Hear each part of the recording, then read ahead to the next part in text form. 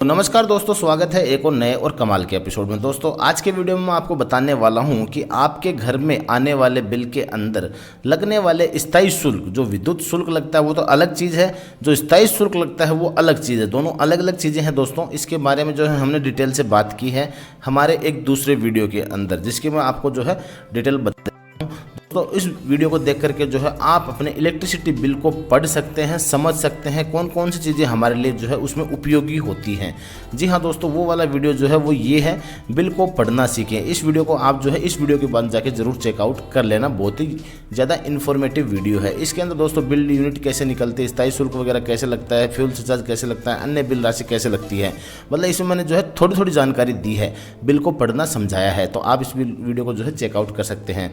तो आज वीडियो दोस्तों ये टॉपिक होने वाला है कि जो स्थायी शुल्क लगता है ना, उसकी हम डिटेल से बात करने वाले हैं कि किस प्रकार से स्थायी शुल्क की गणना की जाती है घरेलू के अंदर, ठीक है। उसके बाद अघरेलू के अंदर, और अघरेलू में दो प्रकार की कैटेगरी होती है, उन दोनों में जो स्थायी शुल्क किस प्रकार से लगता है। और एग्रीकल्चर के अंदर, लघु उद्योग के अंदर, मध्यम उद्योग के अंदर, मिश्रित श्रेणी इलेक्ट्रिसिटी व्हीकल के अंदर, सभी के अंदर जो है हम स्थायी शुल्क की गणना किस प्रकार से होती है उसके बारे में बात करने वाले हैं। तो चलिए दोस्तों ज़्यादा देर नहीं करते, वीडियो को स्टार्ट कर लेते हैं।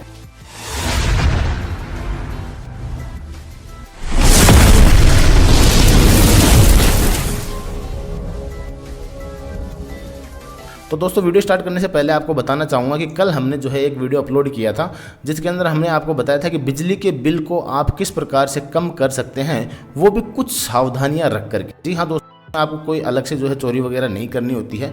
आप नॉर्मल कुछ सावधानियां बरत करके जो है बिजली के बिल को कम कर सकते हैं और 2250 की छूट पा सकते हैं मैक्सिमम, ठीक है। या तो आपका बिल 100% ही पूरा एग्जम्प्ट हो जाएगा, छूट मिल जाएगी, या फिर आपको 2250 की छूट तो मिल ही जाएगी।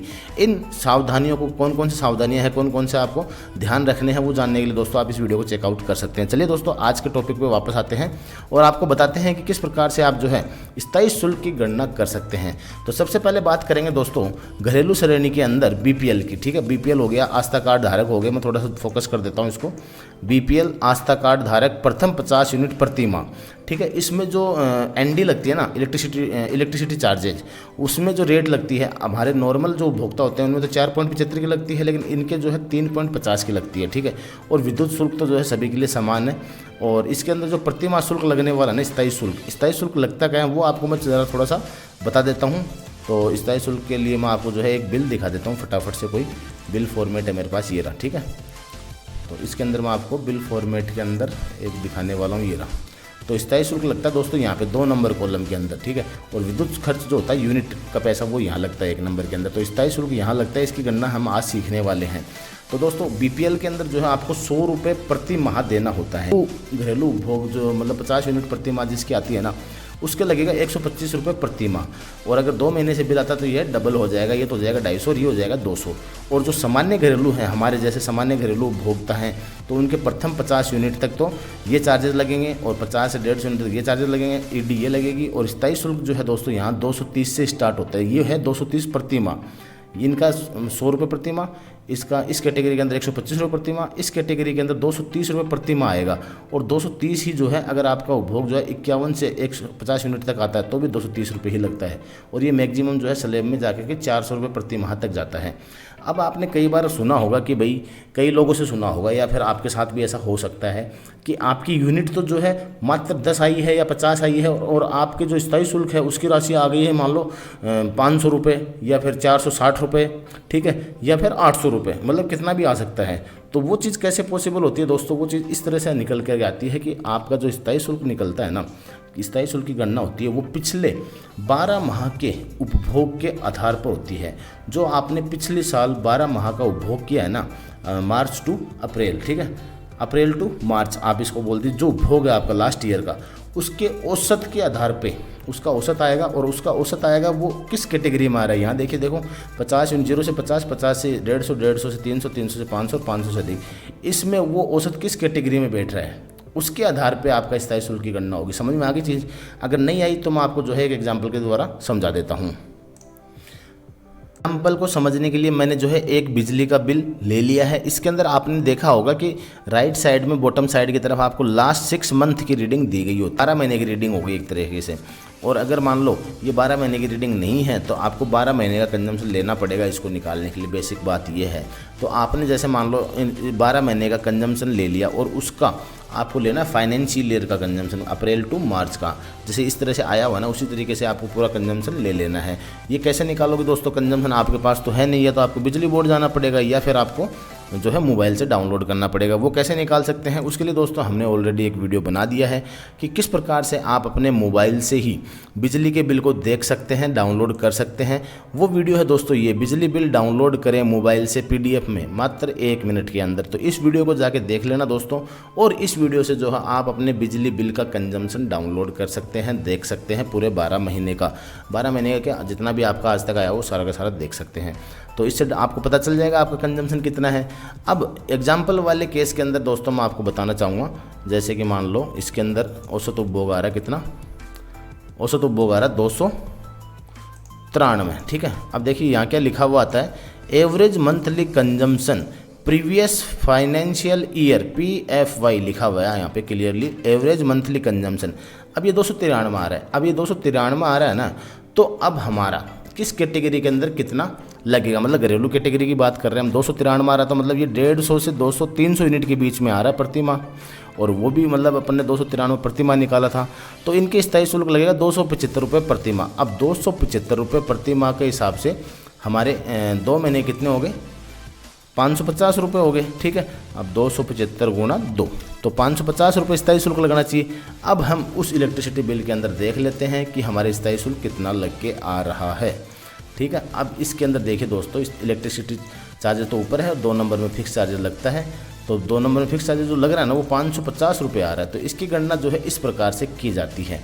तो ये तो हो गई दोस्तों, एक एग्जाम्पल के तौर पे हमने ले लिया है। ठीक है, अब मान लो आपका कोई बिल है जो कि 300 से 500 रुपये के बीच में आएगा, तो उसके जो है 345 रुपये प्रति माह लगेंगे, और 2 महीने के से गुणा कर लीजिए तो 2 महीने का जो चार्जेज है उतना आ जाएगा। और 500 से अधिक आता है तो 400 रुपये प्रति माह, मतलब 2 महीने के 800 रुपये आएगा ही आएगा। तो ये चीज़ें हैं दोस्तों, और ये किसके आधार पे दिया गया है, विद्युत उपभोग की दरें, नई विद्युत दरें प्रभावी रहेंगी 1/4/2023 से, ये रेटें चली हुई आ रही है। और ये चीज़ जो है आपके बिल के पीछे की साइड में भी लिखी हुई होती है। आपने बहुत बार देखा होगा लेकिन आपने कभी इस पर गौर नहीं किया होगा। तो मैं आपसे रिक्वेस्ट करूंगा कि एक बार जो है अपने बिल को, जो भी घरेलू बिल है आपका, उसको जो है मैंने जिस प्रकार से आपको बताया किस प्रकार से जो है आप स्थायी शुल्क की गणना कर सकते हैं, उसके अकॉर्डिंग जो है सेट करके देखिए। आपके अगर कोई दिक्कत आ रही है, कोई कन्फ्यूजन आ रहा है, तो आप जो है मुझे कमेंट सेक्शन में ज़रूर बताना, मैं आपके जो है क्यूरीज को सोल्व करने की कोशिश करूँगा। ठीक है, अब बात कर लेते हैं दोस्तों घरेलू की। घरेलू का तो क्लियर हो गया होगा, जिसमें BPL आस्था कार्ड धारक के लिए अलग सीन होता है, लघु उपभोग के लिए अलग सीन होता है, और नॉर्मल सामान्य घरेलू उपभोग होते हैं ना उनके लिए अलग प्रकार से स्थायी शुल्क की गणना की जाती है। अब बात कर लेते हैं घरेलू के लिए, जिसका लोड 5 किलोवाट तक है। ठीक है, इसमें 2 कैटेगरी होगी, एक तो 5 किलोवाट तक वाली और एक 5 किलोवाट से अधिक वाली। ठीक है, तो चलिए अब बात कर लेते हैं पहले वाली कैटेगरी की, NDS की, मतलब घरेलू की। तो दोस्तों घरेलू के अंदर प्रथम 50 यूनिट प्रति माह अगर आता है आपका औसत 12 महीने का, वही सेम नियम यहाँ लागू होगा। तो उसमें जो है 300 रुपये प्रति माह है, और 200 यूनिट तक भी आता है तो भी 300 रुपये ही रहेगा। अगर 200 से 500 यूनिट प्रति माह आता है तो 380 रुपये प्रति माह हो जाएगा, और 500 से अधिक आता है तो 460 रुपये आ जाएगा। बस घरेलू में और घरेलू में इतना ही फ़र्क है। लेकिन दोस्तों अगर आपका लोड 5 किलोवाट से अधिक चला जाता है तो उस केस में स्थायी शुल्क की गणना जो है अलग तरीके से की जाती है।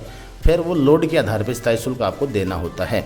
तो वही चीज़ है, प्रथम 100 यूनिट तक तो 135 रुपये प्रति किलोवाट। ठीक है, और 150 से जो है 200 तक अगर आएगा तो 135 रुपये प्रति किलोवाट, वही सेम रहेगा।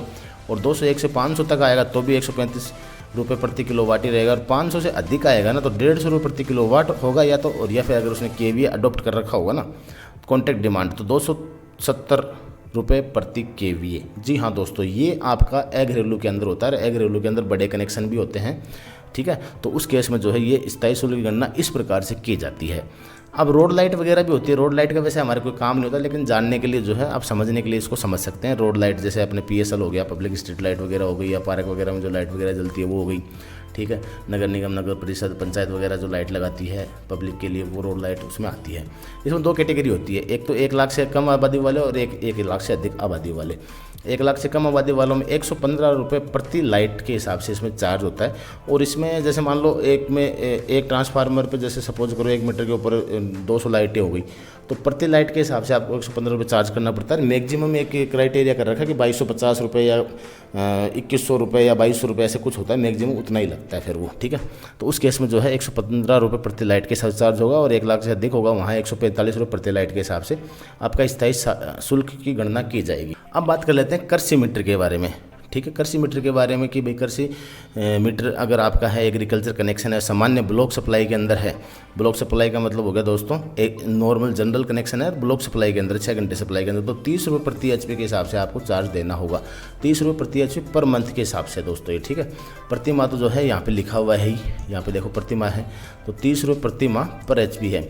तो जैसे मान लो आपका 10 HP का कनेक्शन है, तो 10 HP गुणा 30 मतलब 300 रुपये, और 300 गुणा 2 महीने से बिल आता है, तो 600 रुपये आपका स्थायी शुल्क आता होगा जनरली, ठीक है। और अगर मान लो ब्लॉक ओवर से अधिक है तो 60 रुपये प्रति HP हो जाएगा। इसी प्रकार से दोस्तों आपका लघु उद्योग है, जैसे SIP जिसको बोलते हैं, स्मॉल इंडस्ट्री पावर, तो 500 यूनिट प्रति माह तक है तो 80 रुपये प्रति HP लगेगा, और 500 से अधिक है तो 110 रुपये प्रति HP के हिसाब से स्थायी शुल्क की गणना की जाती है। अब आपको मान लो MIP कनेक्शन कोई इंडस्ट्री है जो थोड़ी बड़ी है SIP से, जिसमें 59 HP तक का कनेक्शन होता है, वो MIP के अंदर रहता है, और MIP ST होगा तो वो 59 से जो है 125 HP तक कनेक्शन का लोड होता है, उसके अंदर चला जाएगा। तो MIP अगर आपका कनेक्शन है तो 115 रुपये प्रति HP के हिसाब से चार्ज होगा, और KV अगर उसने अडॉप्ट कर रखा है तो 230 रुपये प्रति KV के हिसाब से उसमें स्थायी शुल्क की गणना की जाती है। मिश्रित श्रेणी की बात करें दोस्तों, जिसके अंदर 105 रुपये प्रति माह और 215 रुपये प्रति KV के हिसाब से चार्ज किया जाएगा। अब आता है एक interesting topic, electric vehicle charging station. कोई इलेक्ट्रिक कार होगी, इलेक्ट्रिक ट्रक वगैरह हो गया, तो इसके अंदर स्थायी शुल्क की गणना कैसे की जाती है। इसके अंदर दोस्तों 40 रुपये प्रति HP या तो, ठीक है, और अगर इसने CD अडॉप्ट कर रखी तो 135 रुपये प्रति KV के हिसाब से बिलिंग डिमांड चार्ज किया जाता है। तो ये चीज़ें दोस्तों स्थायी शुल्क की गणना जो है मैंने आपको बता दी है, किस किस प्रकार से जो आप स्थायी शुल्क की गणना कर सकते हैं घरेलू के अंदर, घरेलू के अंदर, ठीक है। सारी कैटेगरी के अंदर मैंने आपको स्थायी शुल्क की गणना बता दी है। फिर भी कोई कैटेगरी रह गई हो तो आप हमें कमेंट कर देना, और आपको कोई कन्फ्यूजन हो तो आप हमें कमेंट कर सकते हैं। दोस्तों वीडियो मैंने बनाए हैं आप लोगों के लिए, अगर थोड़ा सा भी हेल्पफुल लगे, थोड़ा सा भी इन्फॉर्मेटिव लगे तो दोस्तों वीडियो को लाइक ज़रूर कर दीजिएगा, और इस तरह के और भी इन्फॉर्मेटिव वीडियो देखने के लिए हमारे चैनल को सब्सक्राइब करके रख सकते हैं, जिसका नाम है दोस्तों बिजली बिल इन्फो। ये वीडियो देखने के लिए आपका बहुत बहुत धन्यवाद। Thank you for watching.